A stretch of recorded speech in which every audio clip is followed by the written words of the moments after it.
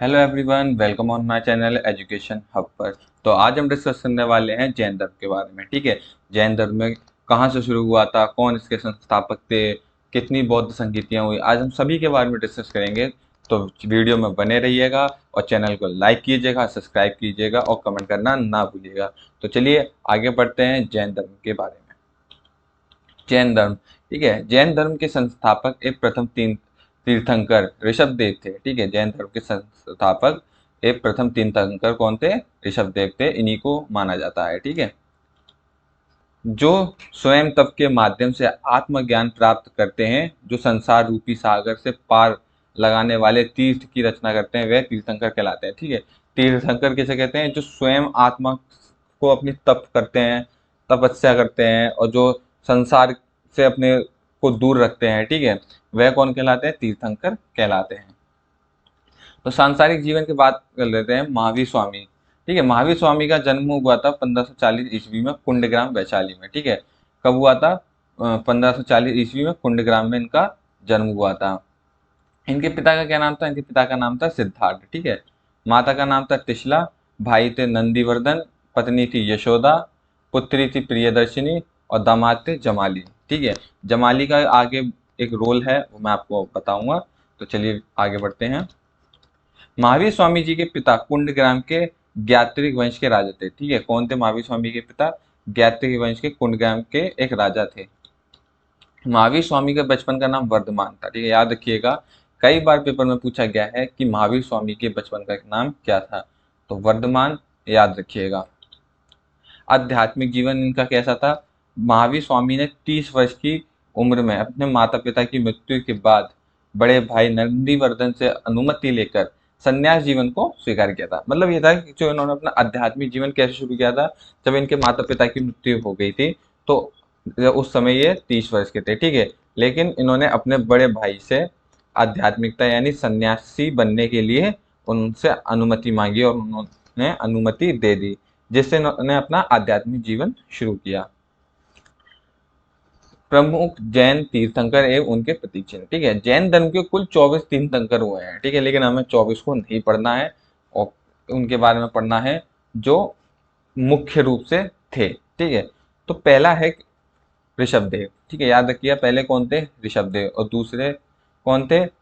जो 23वें थे पार्श्वनाथ, और 24वें कौन थे? महावीर स्वामी। तो इसमें पहले का मतलब ऋषभदेव, दूसरे का मतलब यानी 23वें पार्श्वनाथ और 24वें महावीर स्वामी। तो ये इन्हीं तीनों को याद रखना है। ठीक है, ऋषभदेव का प्रतीक चिन्ह क्या था? सांड। 23वें यानी पार्श्वनाथ का प्रतीक चिन्ह क्या था? सर्प का फन। और 24वें महावीर स्वामी का क्या नाम, प्रतीक चिन्ह का क्या नाम था? शेर। तो याद रखिएगा, महावीर स्वामी जिन्हें जैन धर्म का वास्तविक संस्थापक भी कहा जाता है। ठीक है, किसे कहा जाता है? जैन धर्म के 23वें तीर्थंकर पार्श्वनाथ थे।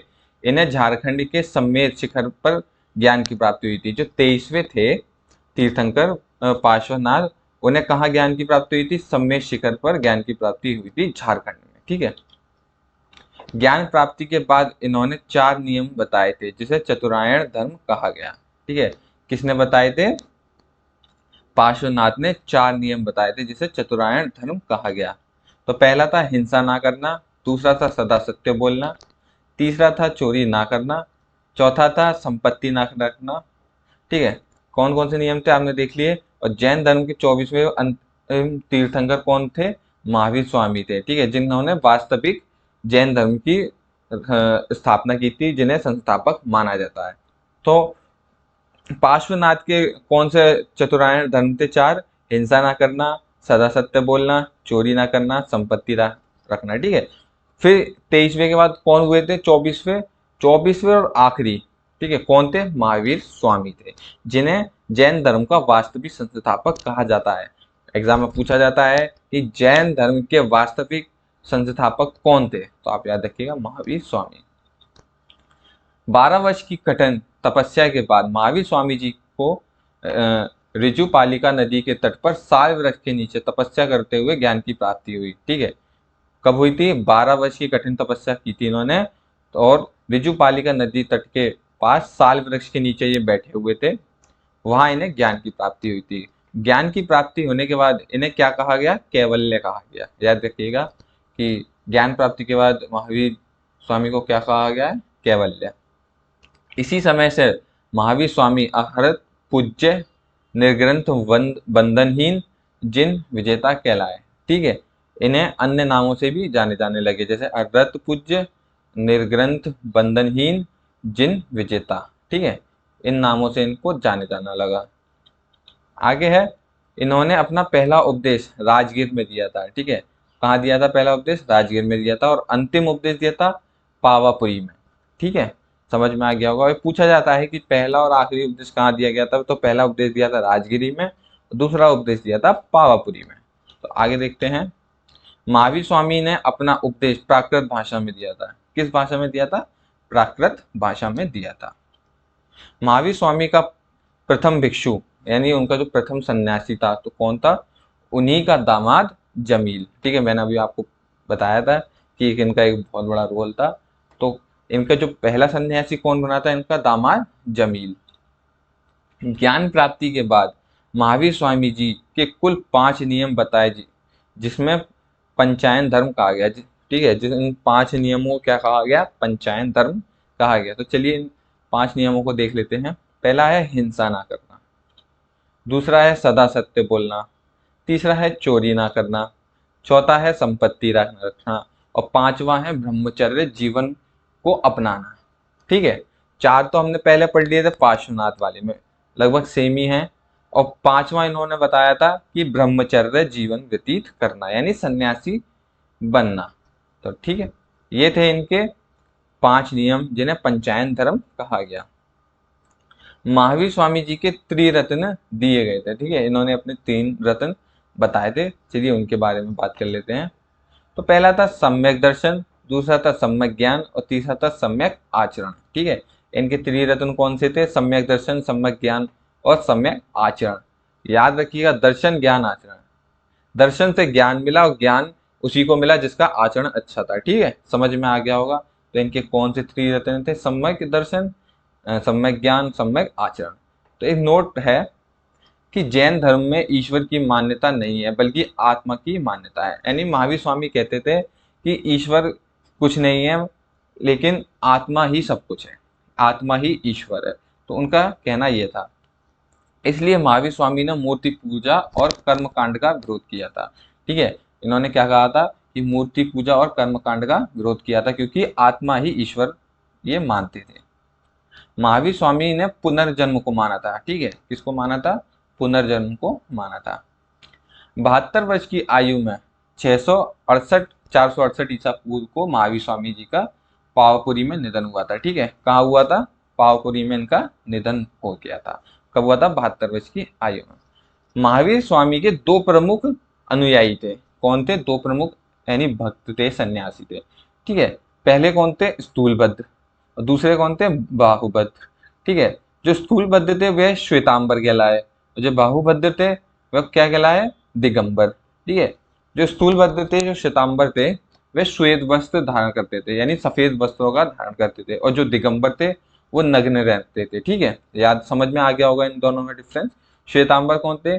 जो सफेद वस्त्र या श्वेत वस्त्र धारण करते थे, और दिगंबर नग्न रहने वाले। ठीक है, ये इतना आपको समझ आ गया होगा। इनके अनुयायी को कितने भागों में बांटा गया था? 2 भागों में बांटा गया था, एक श्वेतांबर और दिगंबर। चलिए आगे देखते हैं। मौर्य काल में 12 वर्ष का भीषण अकाल पड़ा था जिसकी वजह से बाहुभद्र ने अपने अनुयायी के साथ दक्षिण भारत में कर्नाटक चले गए, और साथ में चंद्रगुप्त मौर्य भी आए थे। ठीक है, इनके अनुयायी भी थे जिनका नाम था चंद्रगुप्त मौर्य। ठीक है, जब भारत में, उत्तर भारत में काफी अकाल पड़ गया था तो जो महावीर स्वामी थे वह अपने अनुयायियों के साथ कहाँ गए थे? दक्षिण भारत, कर्नाटक में। तो उनके साथ चंद्रगुप्त मौर्य भी आए थे। चंद्रगुप्त मौर्य ने श्रवण बेलगोला में, ठीक है, संलेखना विधि से अपने प्राण त्यागे थे। ठीक है, क्या किया था उन्होंने? संलेखना विधि से अपने प्राण त्याग दिए थे। किसने त्यागे थे? चंद्रगुप्त मौर्य ने। जैन धर्म के 4 धर्म के प्रचार की 2 संगीतियां हुई थी। ठीक है, जो जैन धर्म का प्रचार के लिए कितनी संगीतियां हुई थी? 2 संगीतियां हुई थी। ठीक है, प्रथम संगीति हुई थी 300 ईसा पूर्व में। कहाँ हुई थी? पाटलिपुत्र में। ठीक है, और इसके पुरोहित कौन थे? स्थूलभद्र थे। दूसरी दूसरी कब हुई थी? 512 ईसा पूर्व में हुई थी। और कहाँ हुई थी? बल्लभी में हुई थी। कहाँ ये इसका, वो कहाँ है? राजस्थान है इसका क्षेत्र। और इसके पुरोहित कौन थे? क्षमा श्रवण। ठीक है, कौन थे? क्षमा श्रवण। तो आपको समझ में आ गया होगा, दो संगीतें हुई थी, एक 300 ईसा पूर्व में, एक 512 ईसा पूर्व में।